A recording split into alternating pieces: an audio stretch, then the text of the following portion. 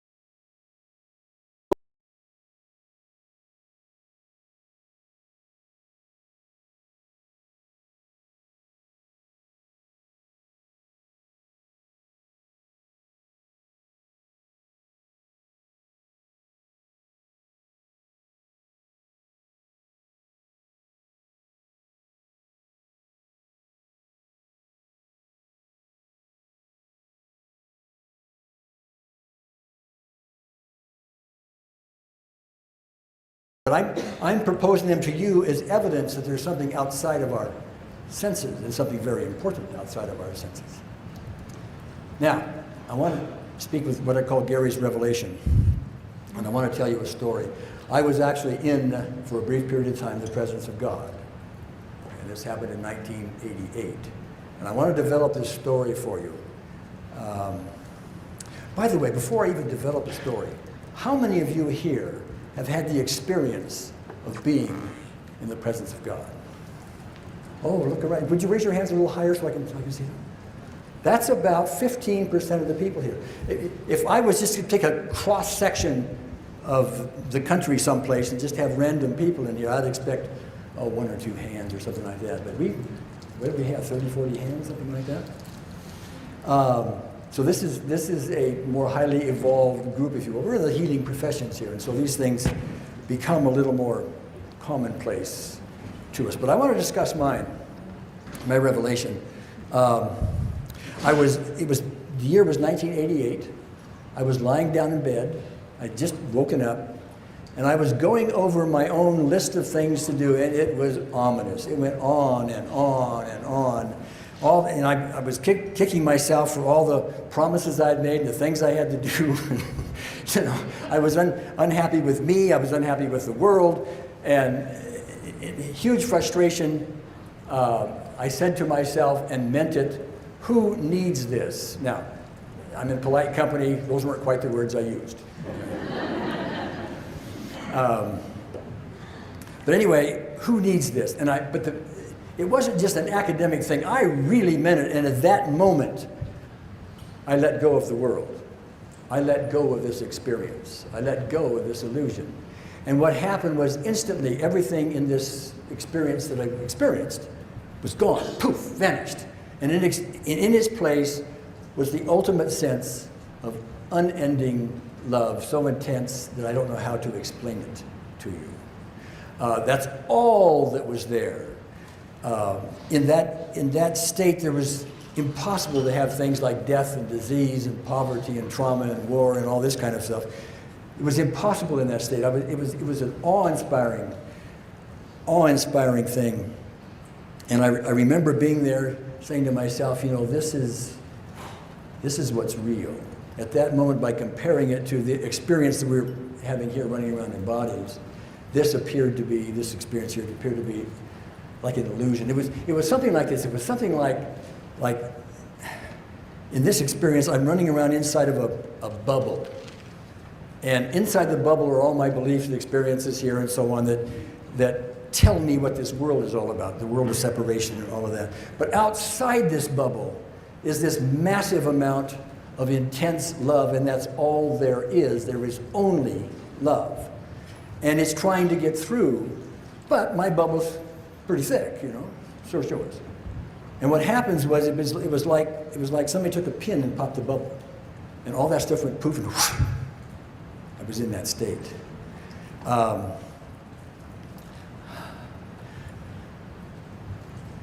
I've tried many times to explain this to people, and I'm going to try again here with maybe a humorous note or two. I remember Carol Burnett one time, the comedian Carol Burnett. She was trying to explain to a man what it was like to give birth, okay? And in a way, that's my challenge here, okay? In a way. And then what she said was, well, what you do is you take your lower lip, I mean, imagine this, take your lower lip and your thumb and forefinger, both on, and then pull it over your head. Okay? And so,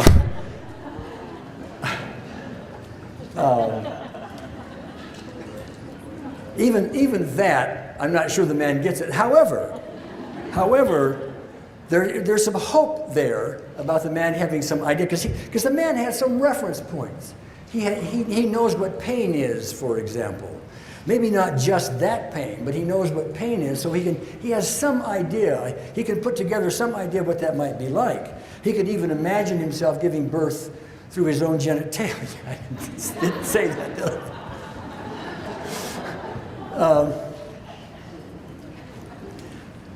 However, to describe this other state has another challenge to it. Because how do you explain to somebody what it's like to have only love, and only love in the experience? Only love. How do you, I mean, try to, while you're sitting there, try to do that. Try to get to a state where there's only love. No other chatter, nothing else, only love. Try to get yourself in a state where there is no time. See, that's nearly impossible. We are so conditioned to time. Time is, I mean, you got here on time tonight, did you not? And we're gonna end on time and so on. Time is part of your experience here, and you are so conditioned to it to imagine yourself without it. That's a real challenge. But how about imagining yourself without space? There's space between you, there's space between me, there's space between your fingers, there's space every place, you know. You are conditioned, and I am conditioned, you know, to experience space. But try to imagine a state where that doesn't exist, where there's only love. Okay? So anyway, that was my revelation, and that changed my world from that point. If you would have known me that and all that other kind of stuff, and it changed my whole outlook on things. And when I had the opportunity to bring EFT to the world, my previous way of doing this would be say, well, okay, let me see, how do we maximize the profit here, okay? How do I put this out in a way where we can maximize the profit? That's the American way. Well, I didn't do that because I thought it was so precious, I thought the whole world should have it. So the question was not how can I maximize the profit, how can I maximize its use in the world? That's a different question. And that comes about from having this other experience. You know, it will shift everything that you do once you have it. Okay? I want to give you a little example here. I asked people on my new website to give me some experiences they may have had that would lend something to this. And one person wrote this to me. In 1994, I attended a workshop on animal talking, that is, talking to animals. As a very left-brain veterinarian, I had made the decision to play the game and put aside my rational brain. At the moment of exercise, we were on a farm. I found myself in a place in the middle of different fenced areas where horses were standing. And I started to talk to two horses 20 yards away from me, telling them that I was a dog and cat doctor and that I thought I would one day be working with them, the horses, but that I was frightened because of their size and that I didn't really know what they liked. And guess what?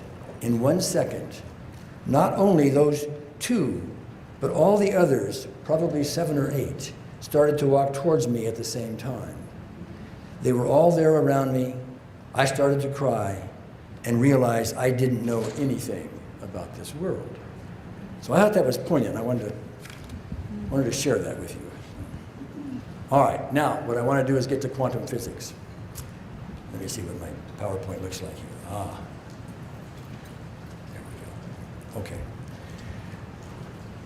I don't know how many of you are familiar with quantum physics, but I suggest, I'm imagining not everyone has a firm grasp of that. So I want to give you a sense of what this is all about, so you'll get a better sense of what I'm trying to tell you here.